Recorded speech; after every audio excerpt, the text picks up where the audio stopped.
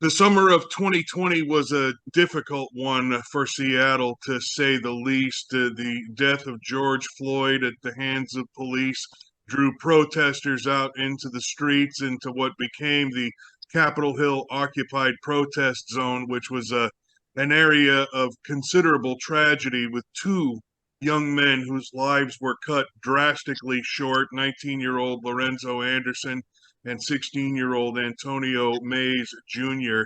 And we're joined by Antonio Mays Sr., that young man's father, and his attorney, Evan O'Shan, who have added to their lawsuit against the city, the state, King County, and other officials. Now, Police Chief Carmen Best, a former police chief of Seattle, and current fire chief Harold Scoggin. So the first thing I wanted to ask, and Mr. Mays, we all still continue to grieve with you for your loss, but it's Thank you. important to me to ask how your family is doing now at this point. It's still a rough time. Things, the way things played out, with the lack of investigation and, the way things went silent. You don't expect to have that kind of reaction from authorities and the powers that be, so to speak. The agencies that, the government agencies that are supposed to be there to provide the thorough investigations and bring forth the justice. When you don't get the reaction, that you anticipate that you need, when you're grieving and you're trying to get justice for your child, it's just it sticks with you. Everything sticks with you. To be honest, the loss of my son will stick with me forever. Even beyond getting some justice for him, God willing. So I don't wish this on anybody. And Mr. Mays, is that really what you're going for here? Is that you're trying to push these people to give you answers? Yeah, when the light was shed on the fact that the mayor, the city, essentially the city, paid for the materials and the labor to create this so-called chop zone. And when it was divulged that they had been communicating with the civilians that they appointed to police the zone, and so many other things were divulged that shows their interactions, I believe that they know who did it. I believe that they know exactly what happened. They were in regular communication, and the fact that nobody's coming forward, not even the previous administration authorities, that's just appalling to me. So, to bring them back and get some answers is exactly what I'm going after, because my son deserves that. Anybody who's gone through this would deserve that. In this case, it's me and my son, and he deserves we deserve some answers. We deserve justice. Absolutely. And we talked about it before. I'm a father as well, and I would be exactly in the same frame of mind as you are. Now, Mr. O'Shan, I know it's kind of obvious why you would want to add the police chief, Carmen Best. We also have Chief Scoggins added to this lawsuit. But can you tell us why now at this time you've decided to add both of them to the suit? Well, there's been some additional information that has come to light, which are also part of our exhibits in our lawsuit, which is in excess of 500 pages with exhibits, that kind of points us in the direction of those individuals, as well as Jenny Durkin, the city of Seattle. We really need to get to the bottom of this. The fact that nobody has been brought in and brought for justice to get Mr. Mays the justice that his son, Antonio Mays Jr., deserves is concerning. However, the Office of Professional Conduct, I understand, is now stepped up their investigation in regards to the policies that were either followed or not followed at the time of Antonio Mays Jr.'s death. This is all encouraging information, and we're happy that this investigation is now being looked into more seriously, it appears. All the parties that were named are essential to get the justice that Antonio Mays Jr. deserves.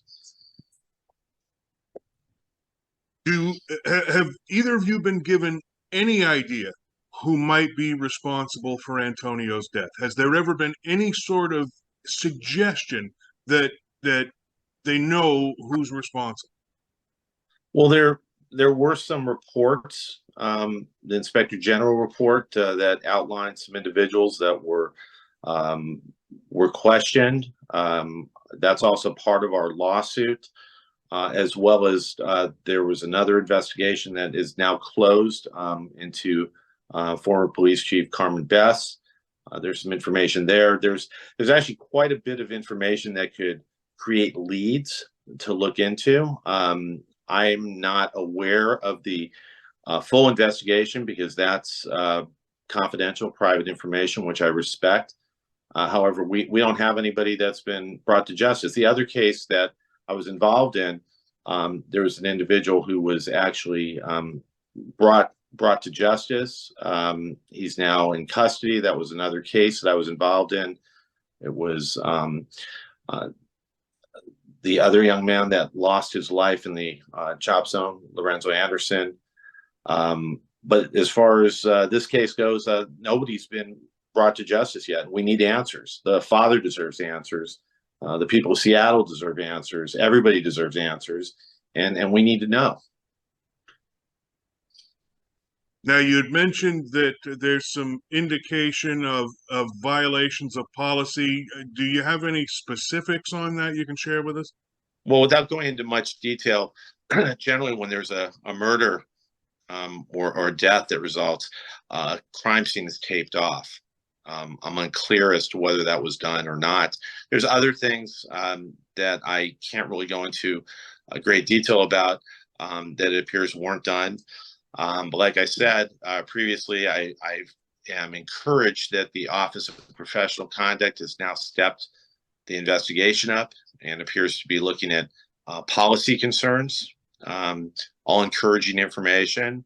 However, what is discouraging is the fact that there's nobody that's been brought to justice to be held accountable for the really the execution, the murder of young Antonio Mays Jr. Now, Yeah, and I'm glad, go ahead. although I'm glad that they're, taking some investigation into the policy violations now. The sad thing is that it took 3 years and a formal complaint to get that done. So who knows what kind of time we lost and what kind of evidence or information that slipped through the cracks, between over these last 3 years. But I'm glad to see that something's getting done now, and hopefully there's enough remaining that they can uncover to help get to the bottom of what happened, and some people will start talking and bring these people to justice.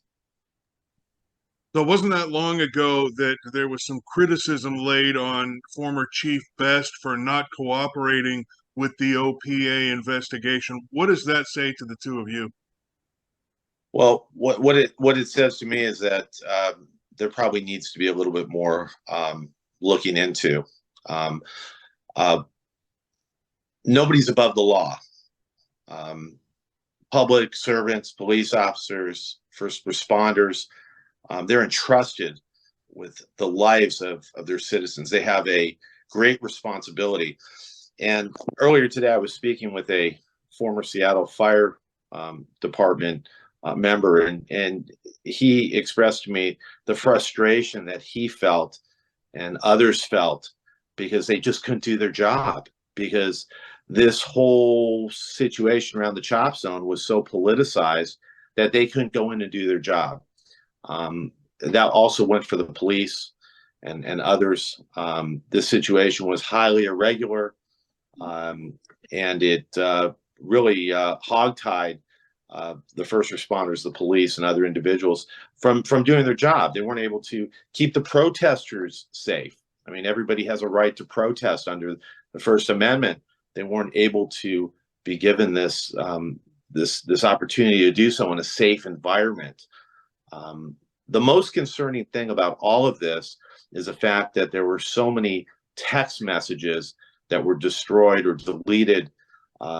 These are all the city officials. These are city officials that were entrusted by the people of Seattle. We need to have answers. We need to access whatever text messages, whatever emails that we can still access, find out why there was such a mass deletion of this material, find out why the first responders weren't able to do their job or started doing their job, and they were cut short.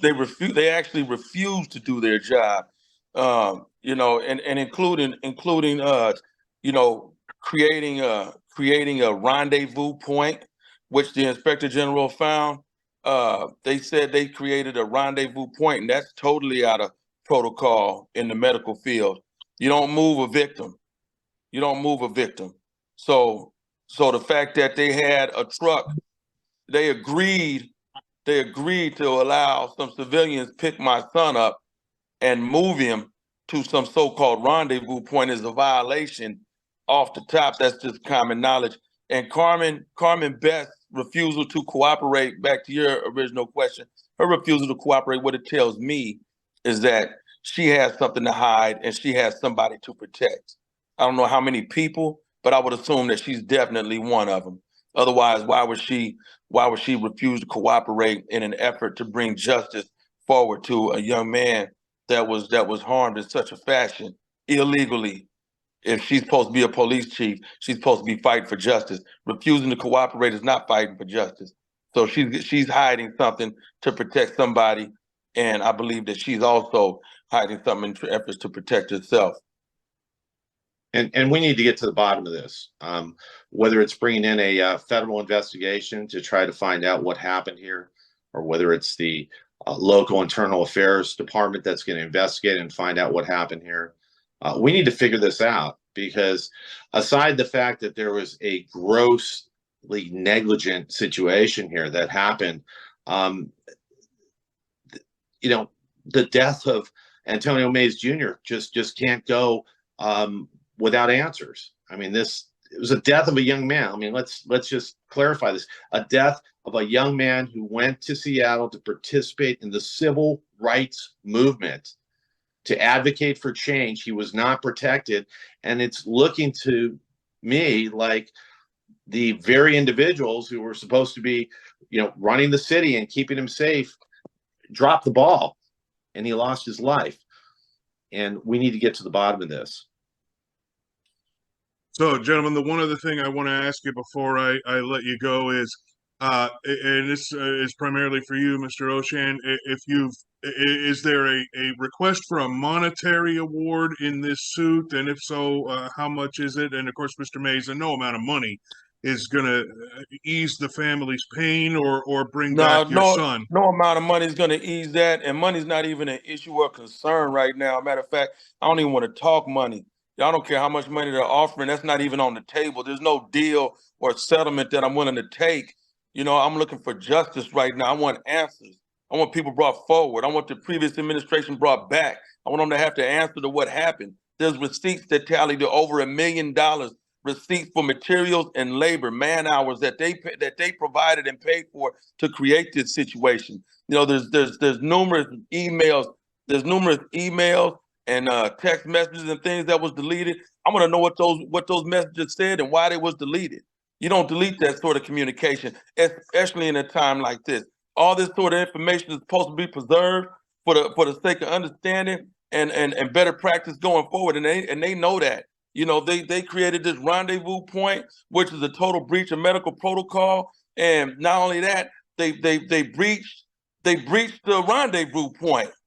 So they created a rendezvous point, and then when the truck was pulling up with my son in there, the paramedics darted off, and the Inspector General has a thorough interview from their investigation that details that. So money, I don't need money. I don't need money. I got plenty of money. I got my own money. You know, this logo you see here, this original scratch, this is a family company that's doing very well. You know, we got plenty of real estate, we got plenty of product, we got plenty of business in this family, and my son was a part of all of it. I don't need the money. I don't even want the money. So this is not about the money. This is about getting answers. This is about getting answers. We could have took a settlement a long time ago. This is not about a settlement. This is about people coming forward and answering and taking ownership of what they did wrong. Well, we will gladly continue to follow your fight, and of course, anything we can do for you, I hope you won't hesitate to ask. Antonio May Sr., his attorney, Evan O'Shan, I appreciate both of you taking the time. Thank you. Thank you. I appreciate your time, Ryan.